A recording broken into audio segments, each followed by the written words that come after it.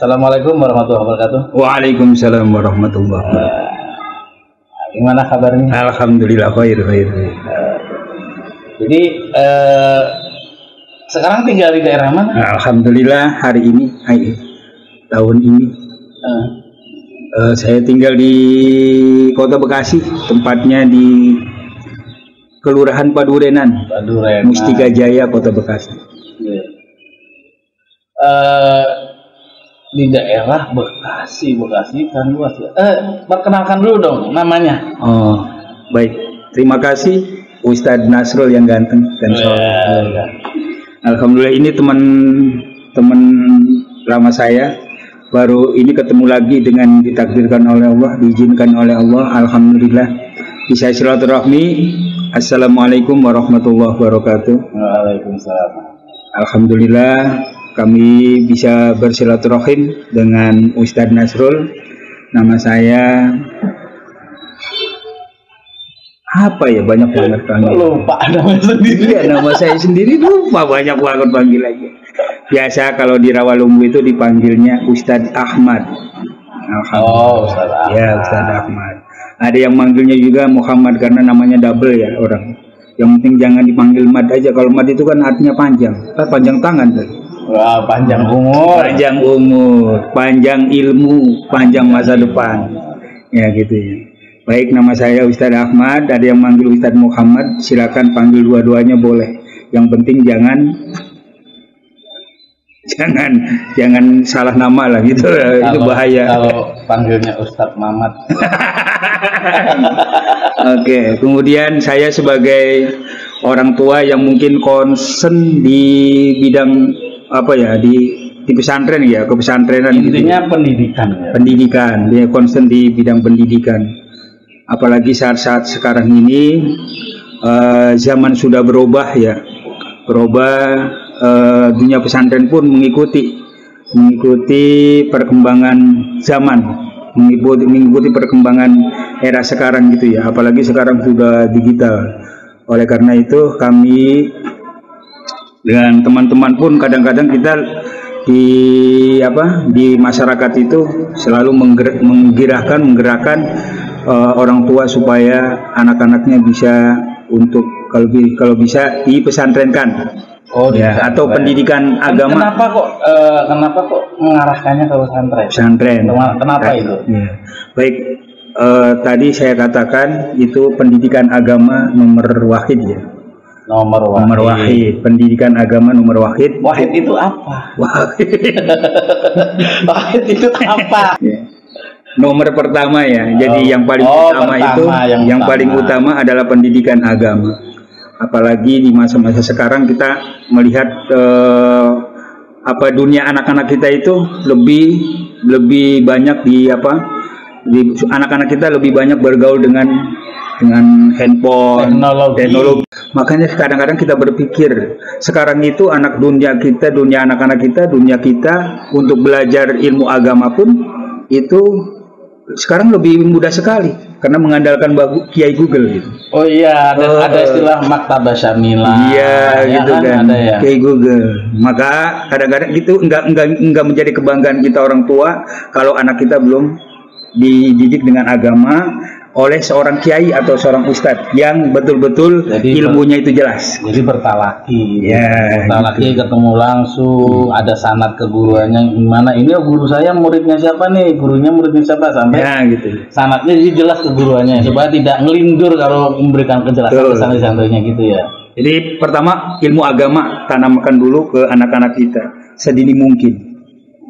Makanya kita konsen yang mengajak orang tua juga, mari kita bersama-sama untuk tanamkan kepada anak-anak kita dengan ilmu agama, wabil khusus akidah ya, ketauhidan dulu, kemudian baru ilmu-ilmu yang lain untuk menunjang kehidupan anak-anak kita ke depan. Iya, jadi kalau agama itu penting, udah kejadian ya seorang teknologi ilmu teknologinya tinggi, ketika menjelang kematiannya menyesal ya, seperti ya adalah ya yang banyak lah gitu ya. Ternyata ilmu agama itu lebih penting daripada ilmu yang lain. Kadang orang lupa begitu. Nah, kan tadi menyinggung masalah pesantren. Mungkin Pak Ustadz ini ada apa namanya, tips nggak? Tips untuk supaya mendapatkan pesantren yang kekinian gitu. Kan kalau zaman kita beda gitu ya. Gimana? Untuk mencari pesantren sesuai dengan masa kekinian, mungkin ya teman-teman kita atau bapak ibu saudara kita yang sekarang udah dunia digitalnya udah di tangan kita, mungkin pertama mungkin kita mencari di YouTube atau di internet atau di website, itu kan lebih mudah ya, banyak. Tapi saya kira nggak cari referensinya, referensinya di situ. Tapi nggak cukup dengan itu, karena kita pun harus mengetahui itu. Karena banyak sekarang itu bermunculan rumah-rumah tahfidz, pondok-pondok pesantren, mahad-mahad terbaru gitu ya, yang mungkin tidak terdaftar di lembaga resmi. Jadi harus tidak hanya mengandalkan informasi dari internet, kita harus langsung survei ke tempatnya. Gitu ya, penting. Karena kemarin juga kan bukan kasus ya, suatu tadkirah buat kita. Kejadian yang kemarin itu di Bandung ya, kalau nggak salah ya. Di Bandung yang biayanya atau gitu. Kita nggak menyebutkan ustadznya, kita itu ya menjaga etika juga. Ada mahad, ada boarding school, ya kan, ada pondok pesantren lah gitu ya. Kemudian ternyata dimanfaatkan oleh oknum sampai terjadi kasus seperti itu kan. Kemudian intinya kita kalau selain dari Google, kita nanti harus ke lapangan juga, lihat gimana kondisinya, terus kualitas dari pengasuhnya bagaimana, supaya kan kita menanam di situ, memberikan investasi ilmu ini ke anak kita. Harus cari guru yang benar-benar kompeten sehingga tidak tertipu dengan bungkusnya gitu ya. Betul. Kemudian berikutnya setelah kita mencari referensi di dunia digital ya, di internet atau di YouTube atau media sosial lah, kemudian kita survei. Tidak cukup itu juga, kita harus juga kalau bila perlu komunikasi langsung, menanyakan dah, kita dialog di situ apa saja visi misinya, kemudian kurikulumnya, ya kan. Kemudian kalau bisa lebih detail lagi, kita bagaimana yang lebih penting adalah akidahnya, karena banyak ideologinya. Sekarang kan banyak istilahnya aliran ini, betul itu. Ya banyak lah, untuk menghindari nanti ke depan anak kita itu mau jadi apa ini, gitu ya. Khawatir karena tadi yang saya katakan itu akidah, ya kan, agama. Karena sekarang itu tanda kutip ya, agama juga banyak aliran, ideologi juga banyak dimanfaatkan gitu kan ya. Artinya sudah digambarkan oleh Rasulullah dulu ya. Ini ada 70 berapa golongan itu ya. Betul. Makanya kita harus juga kita lihat visi misinya pondok pesantren itu atau lembaga pesantren itu, kita lihat visi misinya, kemudian kurikulumnya, kemudian apa SDM-nya, guru-gurunya. Kalau bisa apa salahnya kita bisa silaturahmi dengan kiainya, ngasuhnya langsung gitu. Kemudian ketika kita mungkin hati kita, keluarga kita udah cocok dengan pesantren itu, dengan lingkungannya, dengan kiainya, boleh kita mungkin bisa memasukkan itu ya. Jadi setelah kita lihat di media sosial, kemudian kita survei, bila perlu kita untuk meyakinkan kita bisa berdialog, bisa berkomunikasi, bisa bersilaturahmi ke kiainya, ke ustadz-ustadzanya. Karena kita penting juga seperti itu. Jangan sampai ketika kita masukin anak, pas sudah masuk menyesal gitu. Betul. Atau salah. Biasanya disalahkan. Survei, tanya, amati. Kalau kayak mau bikin skripsi gitu lah. Itu penting. Jadi zaman sekarang supaya jelas isinya seperti apa, nggak hanya bungkusnya bagus, ternyata pas di dalam kayak kejadian di Bandung itu kan, jadi orang tuanya nyesal banget gitu ya. Apalagi kalau sekarang itu kan udah zaman global ya. Sekarang itu banyak yang oknum-oknum memanfaatkan lembaga-lembaga pesantren, lembaga-lembaga keagamaan, ataupun lembaga-lembaga pendidikan yang dibiayai oleh oknum juga. Betul, gitu kan. Iya, dibiayai oleh oknum dengan biaya yang besar. Kemudian ada visi misi yang kita tidak tahu. Dan ternyata ketika anak kita sudah masuk ke situ, akhirnya kita baru menyesal, baru tahu ternyata begitu. Ya, itu sudah kejadian juga dulu-dulu gitu ya. Di kampung saya juga pernah kejadian begitu kan, ada yang alirannya afiliasinya ke NII, ada alirannya ke sini, apa ke kanan, ke kiri dan macam-macam. Dan itu jangan sampai terjadi ke keluarga kita gitu. Ketika kita memasukkan anak-anak kita ke lembaga pendidikan mungkin atau salah satunya ke pondok-pondok pesantren. Setelah berdialog gitu, kemudian setelah kita menemukan mungkin ini cocok pondok pesantren, mungkin ini cocok lembaga pendidikan, kita lihat anak kita mau nggak gitu. Nah, betul. Kadang kan egonya orang tua, udah ini cocok. Ternyata anaknya itu males, kayak terpaksa ya. Jadi harus anaknya mau nggak nih, kayak gini gitu ya. Iya betul, itu yang penting. Karena anak juga nggak mungkin dipaksakan ya gitu kan ya. Jadi yang penting berbeda dengan ketika kita survei ke salah satu pondok pesantren, kemudian anaknya tertarik sendiri gitu, mau dia sini aja, gitu. Boleh, karena dia ketika pesantren sudah didasari dengan rasa aman, rasa nyaman, rasa tertarik. Tapi kalau nggak tertarik, nggak merasa nyaman, nggak ngerasa ada keinginan ke pondok itu, kemudian dipaksakan, malah bisa khawatirnya gagal di situ, keluar. Bisa gagal karena paksaan. Iya, itu penting. Unsur agama aja kan tidak boleh dipaksa, Pak. Memilih gitu. Jadi orang tua boleh cocok dengan lembaganya. Nah, anaknya juga harus ditanya, jangan egois orang tuanya begitu kalau Ustaz ya. Sekarang gini Ustaz, kan Ustaz juga dulu pengalaman nih pesantren nih, ya kan? Wah, gambarannya pesantren sekarang itu anak itu, kalau anak sekarang itu kalau ke pesantren itu kadang mengatakan, aduh selamat tinggal HP-ku, selamat tinggal WhatsApp, selamat tinggal YouTube, selamat tinggal ML, game online itu kadang begitu. Nah kalau zaman kita itu nggak ada itu ya Ustaz ya, zaman kita nggak ada kayak gitu ya. Nah terus gambaran kita dulu, khususnya nih Ustadz Muhammad ya, Ustadz Muhammad ini pengalamannya gimana gitu dulu waktu di pesantren yang sangat luar biasa, yang kita rasakan sekarang. Kita udah merasakan, oh ternyata pesantren luar biasa walaupun ada hiruk pikuk di dalamnya, suka dukanya. Menurut bagaimana pengalaman dulu waktu pesantren? Baik, terima kasih Ustaz Nasrul nih, hebat banget nih, luar biasa. Karena kami itu keluarga di Cirebon sana, di Indramayu juga ya, itu keluarga santri ya. Bahkan di lingkungan kami itu keluarga, kalau ada keluarga saya anaknya nggak pesantren itu malu. Nah itu, lingkungannya sudah ternyata ya gitu ya. Anaknya, maka rata-rata di keluarga kami itu berlomba-lomba. Dari mulai kakak saya, adik saya, kakak saya, terus itu semuanya di pesantren semua, walaupun pesantrennya berbeda-beda. Nah waktu dulu ketika mungkin dari ayah saya gitu ya, ayah saya pesantren mungkin masih kobong, masih tradisional banget, masak sendiri, belum ada sekolahnya, jadi belum ada aja ya pesantren aja gitu ya dulu tuh. Dia merasa merasa dengan dunia pesantren seperti itu yang mungkin amat sederhana, masih merasa nyaman gitu. Dan mereka orang-orang dulu, santri-santri dulu gitu ya, tidak merasa tertinggal gitu kan, merasa tertinggal dengan zamannya gitu pada saat itu kan. Walaupun dia ngaji, walaupun dia tinggal di kobong, jadi tauhidnya kuat ya, gitu kan. Tawakalnya pokoknya ngaji aja dah, masalah rezeki udah yang ngatur gitu ya. Betul ya, betul.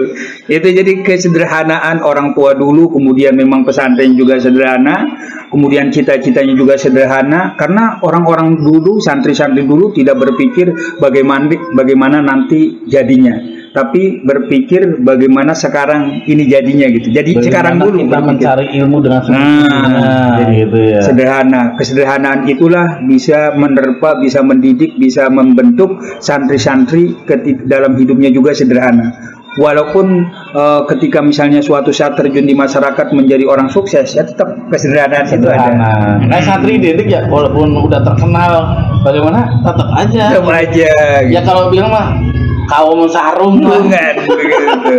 Kaum sarung gitu ya. Ya pertama itu, jadi dulu kan santrinya, dulu kan orang-orang tua kita juga pesantren dalam kesederhanaan, persiapan yang sederhana, biaya yang sederhana, kemudian niat yang sederhana, kemudian lingkungan pesantren juga masih sederhana, ya kan? Kurikulum juga masih sederhana, nggak muluk-muluk. Misalnya sekarang udah ada pelajaran berbagai macam materi, pendidikan yang lain. Tetapi ketika melihat perkembangan sekarang jauh, karena kalau dulu nggak kagetan ustadznya, kiainya, pembimbingnya itu Pokoknya intinya santri mesti fokus fokus ke belajar agama itu aja, nggak ada yang lain gitu. Jadi tadi Ustadz Muhammad nyinggung sederhana kok kayak label warung makan. Tapi kalau warung makan sederhana, waduh. Iya. Jadi kalau dulu sederhana ya. Kalau misalnya nih, dulu nih kan Ustadz Muhammad pesantren. Yang paling terkesan di pesantrennya Ustadz Muhammad dulu apa nih? Yang paling terkesan? Yang terkesan itu mandi di kali. Masih mandi di kali. Bukan di kolam itu. Bukan. Mandi di kali. Dulu masih teringat tuh tahun berapa ya? Tahun 91 deh. Mungkin kalau anak sekarang suruh mandi di kali, mandi di kali itu kayak gimana kalau mandi di kali nih udah kayaknya jangan kamu udah biaya mahal-mahal kan mahal-mahal katanya identik mahal-mahal pasti ogah lah kalau sekarang. Kalau dulu masih di kali masih mau. Iya jadi kami dulu itu masih sempat dunia pesantren kami di sana itu di sana yang jauh gitu ya, masih mandi di kali, nyuci di kali gitu kan. Bahkan kami seneng-seneng dan masak dengan teman-teman juga di kali, mengaji bahkan juga. menghafal itu di kali. Kalau saya sempat dulu di atas pohon itu Nazoman Alfiyah dulu, Kola Muhammadun itu dulu saya hafal di atas kelapa itu, karena supaya kalau ngantuk saya rasain gitu, memaksa diri untuk menghafal materi-materi ilmu-ilmu alat yang sangat penting yang sekarang orang anggapnya ada nggak pakai terjemah aja. Nah, saya kaum yang gitu kadang ngandelin terjemah. Kalau zaman dulu kalau nggak bisa nahwu shorof udah bukan santri lah. Gitu. Jadi mandi di kali, masak di kali bersama teman-teman, bahkan menghafal juga di kali. Karena ada apa ya? Pernah salah satu kiai yang ada di pondok pesantren itu, sekarang karena di lingkungan pesantren kami itu banyak, ada sekitar 15 pondok pesantren, dan kami pun mengajinya di berbagai macam pondok pesantren yang ada di situ, dan kiainya boleh ngaji di mana saja, bebasin. Jadi saking banyak itu daerah Cirebon ya? Ya, itu banyak. Ada di daerah Pati juga ada, namanya daerah Kajen itu, di situ ada satu desa itu pesantren lebih dari 15. Ya. Jadi santri itu boleh nih, dia pesantren di satu tempat, tapi boleh nanti ngajinya sorenya di mana gitu ya. Gitu sama begitu. Nah, salah satu kiai kami itu di sana kalau mau belajar yang nyaman itu cari pinggir kali, pinggir sawah, tentu suasananya nyaman gitu kan.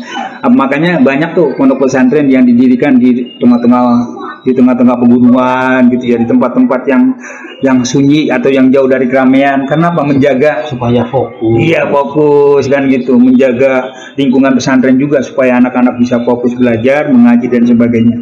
Nah, teringat tuh kita belajar menghafal dari mulai awamil kita hafal, kemudian naik lagi ke Jurmiyah, naik lagi ke Amriti, naik lagi ke Nado Maksud, kemudian naik lagi kita ke Alfiyah, kemudian naik lagi ke Jawahirul Maknun ya.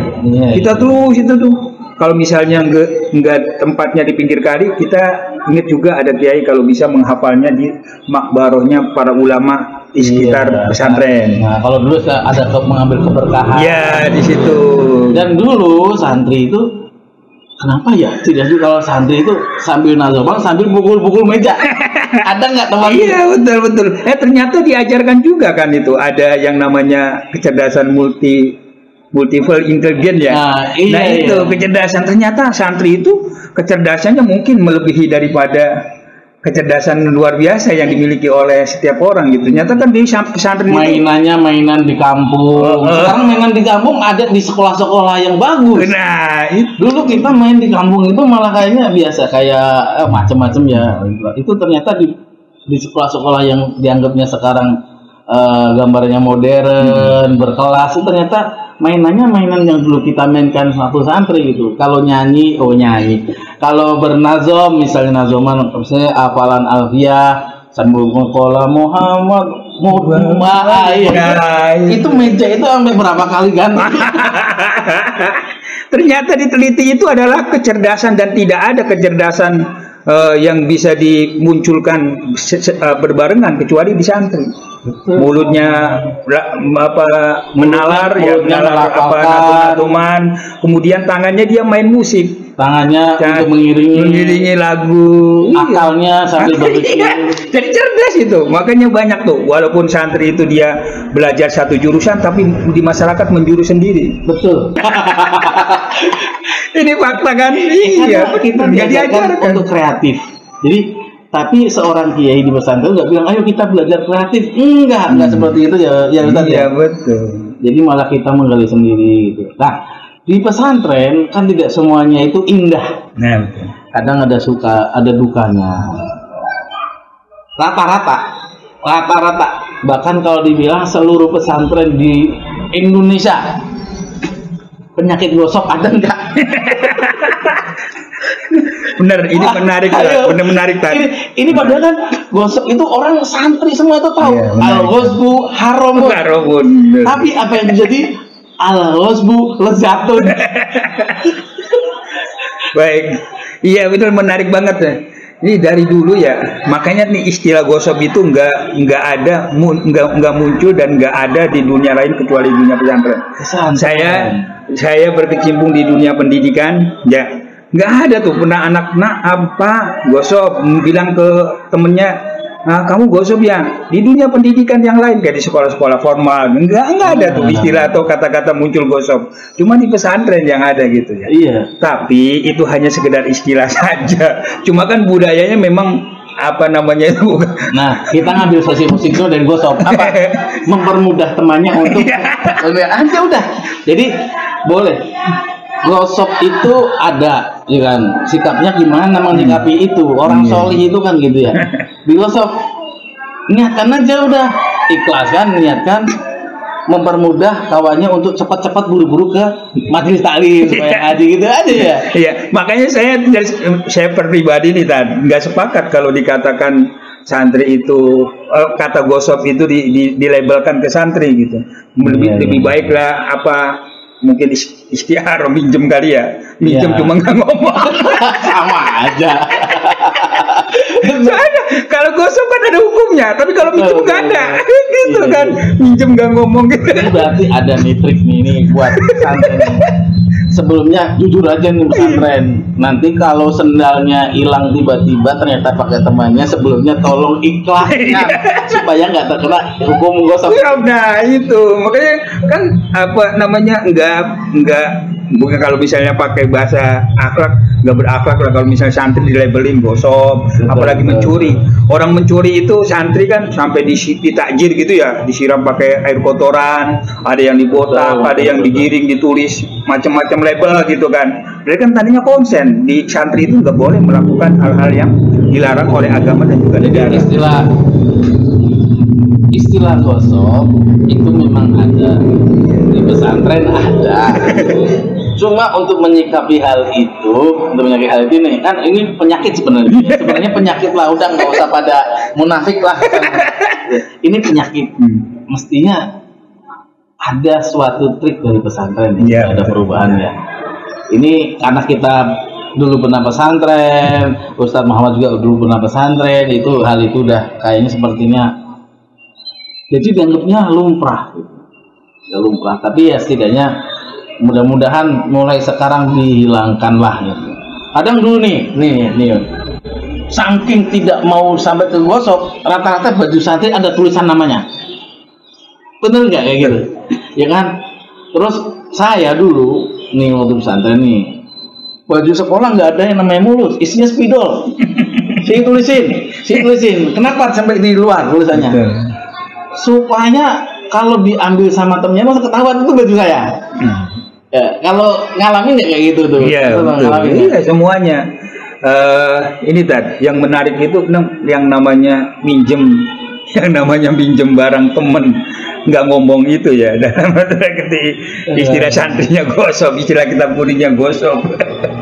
Itu ya dari mulai zaman kita gitu, sampai zaman anak saya yang sekarang pesantren itu, sampai ada tuh tetangga saya ketika pesantren anaknya buat modal namain bordir ya, namain baju anaknya itu habis 300.000 buat ngasih nama 300.000 bordir. Gitu kan? Iya, buat bordir doang 300.000 dari sekian banyak barang-barang anaknya yang mau pesantren itu kan. Nah, kemudian dia untuk menyikapi, saya kira mungkin dari pihak pesantren harus membuat satu sistem ya.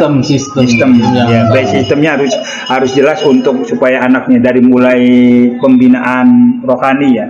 Pembinaan dari mulai pembinaan akhlak, menanamkan bagaimana akhlak kepada temannya, akhlak kepada santrinya, pengurusnya pun harus diingatkan ya, pengurusnya. Terus anak ini dibina, diingatkan selalu, diingatkan dengan itu. Di antaranya itu pembinaan akhlak, di antaranya kita menyentuh bagaimana meminjam, bagaimana mengambil barang orang lain, bagaimana menggunakan barang orang lain, dikenalkan semua. Betul. Supaya anak-anak itu sadar gitu kan. Tujuannya untuk menyadarkan pembinaan secara mental ya. Ya kan, mudah-mudahan dengan ini pembinaan akhlak kan ada tuh, kita mungkin dari mulai ngaji ta'lim ya kan, itu juga diajarkan tentang itu. Kemudian di dalam kitab Akhlaqul Banin juga, kemudian di Durusul Akhlak juga diajarkan, karena di situ juga banyak yang menyinggung tentang meminjam barang orang lain tanpa ngomong, tanpa bilang, tanpa izin, dinamakan gosok, itu berbahaya juga, sangat berbahaya, mempengaruhi jiwa kita.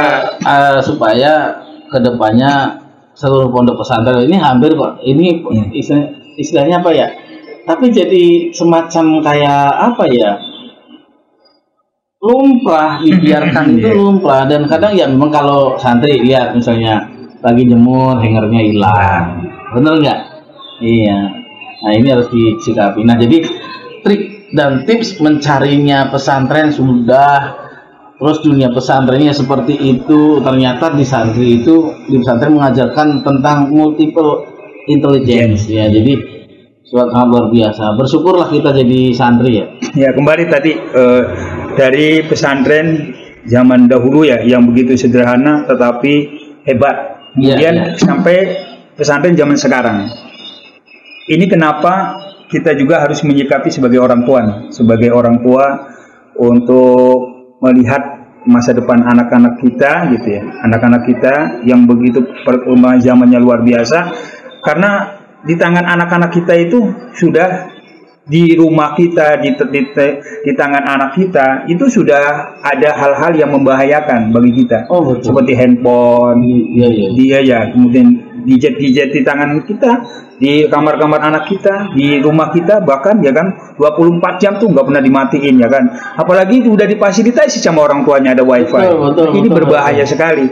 Maka lebih saya katakan tadi dari awal, tanamkan nilai-nilai agama, akidah, tauhid kepada Allah Subhanahu wa taala. Kemudian kita cari pesantren sekarang juga harus menyesuaikan perkembangan zaman. Ya kan. Nah, kalau istilah yang orang tua dulu itu adalah al-muhafadzatu bis salafi soleh ya, wal akhdhu bil jadidil aslah. Ya, gitu kan. Jadi salafus solehnya kita jangan lupakan itu. Benar.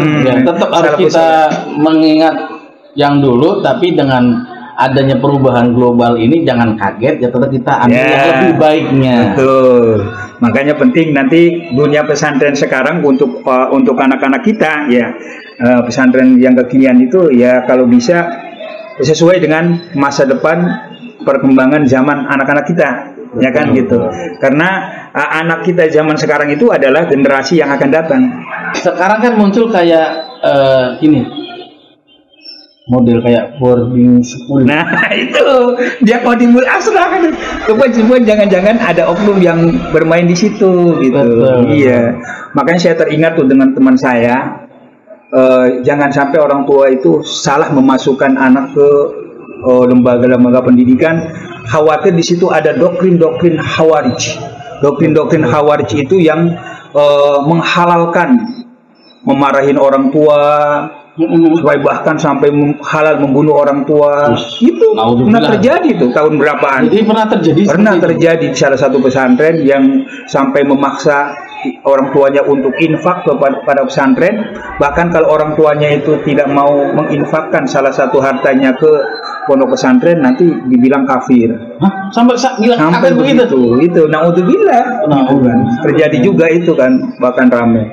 Oleh karena itu maka kita sebagai orang tua ya orang tua dan kita cinta dengan pesantren, kita pun ingin menyelamatkan anak-anak kita, generasi kita, dan kita ingin menyelamatkan pesantren-pesantren jangan sampai disusupin dengan pemahaman-pemahaman yang notabene itu adalah berbahaya untuk anak-anak kita, untuk kita, ya kan, untuk Islam, ya umumnya Islam kan, itu kan bukan ajaran Islam, ya kan, cuma kadang-kadang pakai label Islam gitu, tapi bukan ajaran Islam. Buat bungkusnya Islam, ajarannya, gitu. Kita ngomong ke temen kita kafir aja akan balik lagi, kok kenapa orang tua sampai dihalalkan darahnya, sampai dikafir-kafirkan orang tua, itu kan sudah doktrin-doktrin yang berbahaya. Tapi alhamdulillah sudah terselesaikan.